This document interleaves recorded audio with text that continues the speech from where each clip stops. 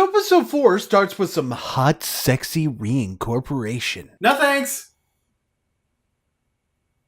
I like dick.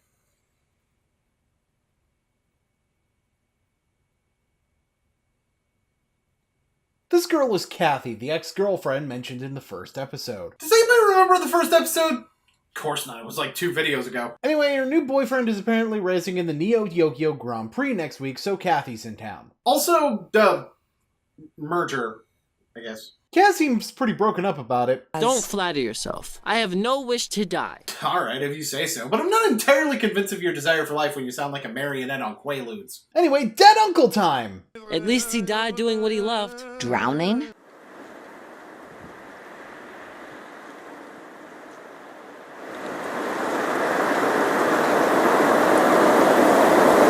Yes. So the basic setup for this episode is that his family's selling the uncle's house, and Kaz is going to make sure that it's, you know, good to be shown.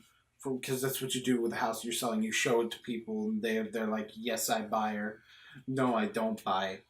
You know, stuff like that.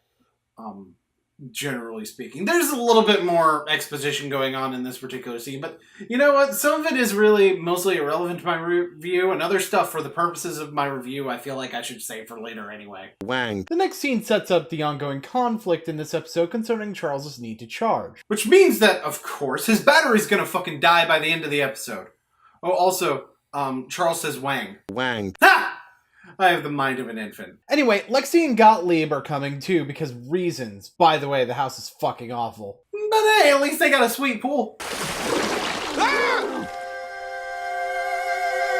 Oh, so that's why Lexy and Gottlieb are here. So they can get transformed by the water magic. Alright, what the fuck ever, moving on. So let's meet Jeffrey, the cousin who didn't show up to his dad's funeral. Who doesn't exactly take it very well when he hears the family's planning on selling the house. Oh, that is bullshit! Which you can clearly tell I mean from my facial expression. Actually, this is kind of a recurring thing I've noticed with some of the dialogue-heavy scenes. This is probably the worst example in the entire show, but it shows up elsewhere too. Sometimes the facial expressions don't really match the emotion of what's being said. Either it doesn't match the emotion of the line delivery, and sometimes the line delivery is really good, and it's getting dragged down by the non-changing facial expressions. And sometimes, honestly, the line delivery itself doesn't seem to match what I would expect the character's emotions to be. And again, that may be me misjudging the character for all I can tell, but sometimes it just doesn't seem to work right, you know? And it's not like it happens all the time, but when it does, it's very distracting, and it's very possible that they did this on purpose in order to parody anime. But that doesn't necessarily mean that it's not distracting when it happens. Anyway, we find a couple of things in this interaction that we're going to need to know about later. First of all, Raccoon. Raccoon is here. This is Raccoon. Second, Jeffrey has water powers. Which we confirm a couple of seconds later to be how Lexy and Gottlieb got transformed. So now we have a new goal. Now we need to find Jeffrey so that we can undo the Hampton's water magic. While they're looking for Jeffrey, they run into Archangelo, who informs them of a party. He also brings up that Kathy's gonna be there and she's dating a race car driver now. These are things that we already knew about from the scene at the beginning of the episode. But it does transition into a sick burn from Archangelo. I'm sure he can go a lot faster than you ever could. Wait, I'm sorry, was he insulting the race car driver or Kaz? Can't tell. Anyway, after some underanimated begging, Lexy agrees to pose as Kaz's girlfriend at the party. Which of course leads to one of the most amazing and artistic scenes in the history of animation. Try the Chloe bag. Now the Celine. Chloe again. Now Celine. Chloe, Celine. Chloe again. Now Celine. Chloe, Celine. Chloe again. Now Celine. Chloe, Celine. Chloe again. Now Celine. Chloe, Celine. Chloe again. Now Celine. Chloe, Celine. Okay, Chloe. Beautiful. Like an event shit! Anyway, at the party, I didn't realize you had a new girlfriend. You didn't mention her this morning. Yeah, I find it's in bad taste to bring up stuff like that when you run into an ex. Nah, that's say you fucking burn a bitch! Oh, but we ain't done yet, folks. We ain't done. We got a 2-for-1 up in here! An athlete uses their body to run and jump and swing, like a field hockey player. Your boyfriend is a technician, like a refrigerator repairman. Alright, well, I think that's about enough of that. Lesbians! Right, so Lexy was getting hit on by this lesbian girl, and they start making out. Kaz takes offense because, you know, it's not like Lexy was supposed to pretend to be his girlfriend or anything. Non-consensual kiss. Yeah, I'm gonna be honest with you. A significant amount of this episode has been me making my own fun. But then Lexy starts spouting feminist propaganda and throws Kaz into a pool. And it's less boring on its own. You know, mostly because of the thing that just happened with the pool throwing.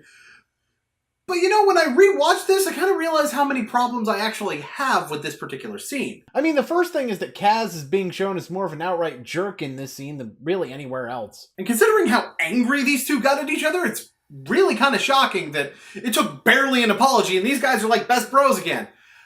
I mean, it's not like Lexy's not at fault either, and I'm not talking about in terms of, like, you know, in the actual conversation. I mean, more so in terms of the storytelling not fully making sense. I mean, it seems like it was just shouting feminist and transgender buzzwords just to shout feminist and transgender buzzwords. At least in terms of, like, where the story was going.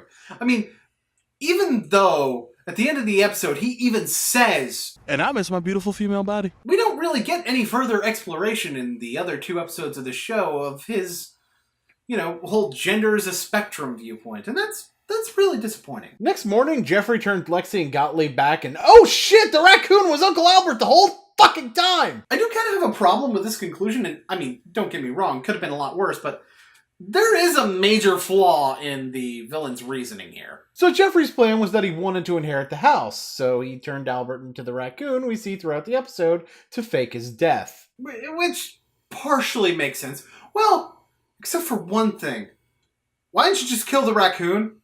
I mean, there was no reason for you to keep the raccoon alive, and lines earlier in the episode and the way that this was done indicates that you already had the raccoon in captivity. So, again, I ask, why is your raccoon uncle still alive at the end of the episode to jump into the pool and get the magic undone on him? Nah.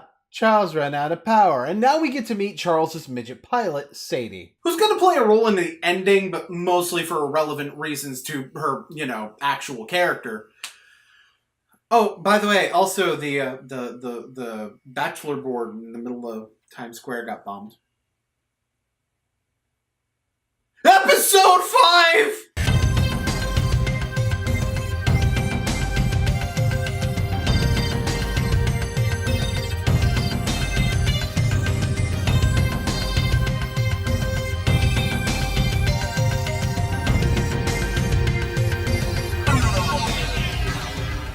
Try the Chloe bag. Now the Celine. Chloe again. Now Celine. Chloe, Celine. Chloe again. Now Celine. Chloe, Celine. Chloe again. Now Celine.